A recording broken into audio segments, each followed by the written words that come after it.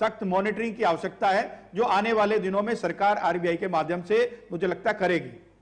विनोद जी, आपकी क्या राय है? क्या कुछ सुधार फिलहाल होना चाहिए? क्योंकि जिस तरह से लगातार इस तरह की खामियां, हर लगभग इस तरह के फ्रॉड के जो मामले हैं आए दिन देखने को मिलते हैं, अपने परिवार को कहीं ना कहीं फायदा पहुंचाने की कोशिश तो होती है, लेकिन कहीं ना कहीं अर्थव्यवस्था के लिए कितना बड़ा नुकसान है, कितना बड़ा घाटा है ये। आप देखिए, शेयर बाजार जो है वो गिर गए हैं, शेयर मार्केट एकदम आज डाउन हो चुका है, 2500 के करीब जो सेंसेक्स है वो गिर गया। तो कितना अर्थव्यवस्था पर इसका असर पड़ा है?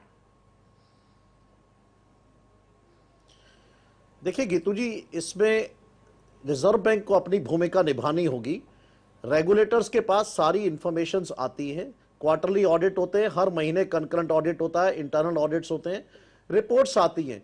मुद्दा उसको कंपाइल करके उसके बीच में बिटवीन द लाइंस एक्सपर्ट जो है अपने जो टूल्स निकालते हैं वो निकालने का है।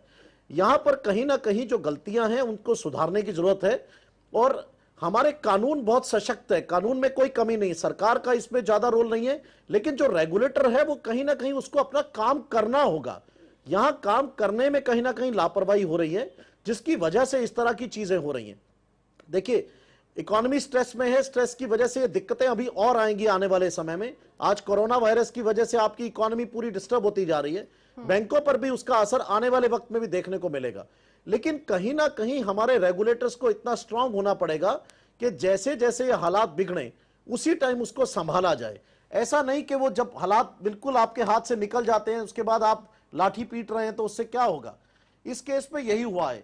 हमको पिछले 2 से 3 साल से पहले से पता था, राणा कपूर का एक्सटेंशन ना होना अपने आप में एक सबूत था, उसके पीछे ये सब बातें रेगुलेटर्स को मालूम थी।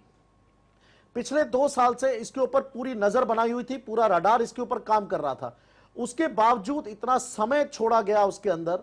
शेयर्स की ट्रेडिंग आप देखिए, आपने शेयर्स की बात की, पिछले 2 साल से 18 महीने से शेयर्स की क्या वोलेटाइल ट्रेडिंग हो रही है। 60 रुपए में राणा कपूर अपने शेयर्स बेच करके बाहर निकल जाते हैं, रिटेल इन्वेस्टर का पैसा डूब जाता है, 6 रुपए पर शेयर आ जाता है। स्टेट बैंक 10 रुपए में बाई करने के लिए डील करता है, लेकिन बाजार 6 रुपए पर तक गिरता है।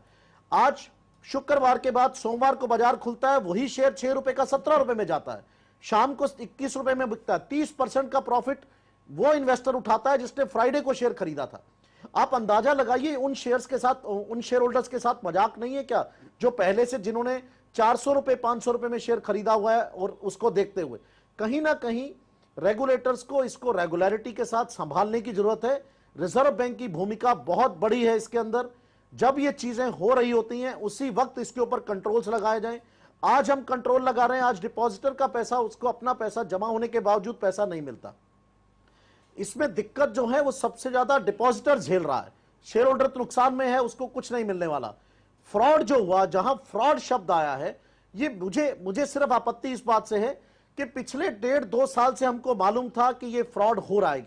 ईडी को ऐसा नहीं कि आज मालूम पड़ा है, एक दिन 24 घंटे की इन्वेस्टिगेशन में थोड़ी निकल के आया है, या खाली राणा कपूर की रात की मैराथन क्वेश्चनिंग के बाद थोड़ी ये निकल के आया कि 600 करोड़ रुपए उनकी बेटी की कंपनी को दिया गया।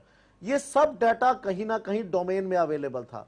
फिर भी हम अच्छा कहेंगे कि कम से कम फिर रोशनी कपूर को जाने से रोका गया, अदरवाइज वो भी निकल जाती तो एक और नीरव मोदी की हम बात कर रहे होते और आज हम विजय माल्या की बात करते।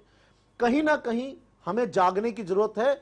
हम जागे हुए हैं, लेकिन कानून है, कानून के इंप्लीमेंटेशन की जरूरत है, जिससे उसके बीच में लाइंस को ला करके हम इस फ्रॉड को होने से रोक सके।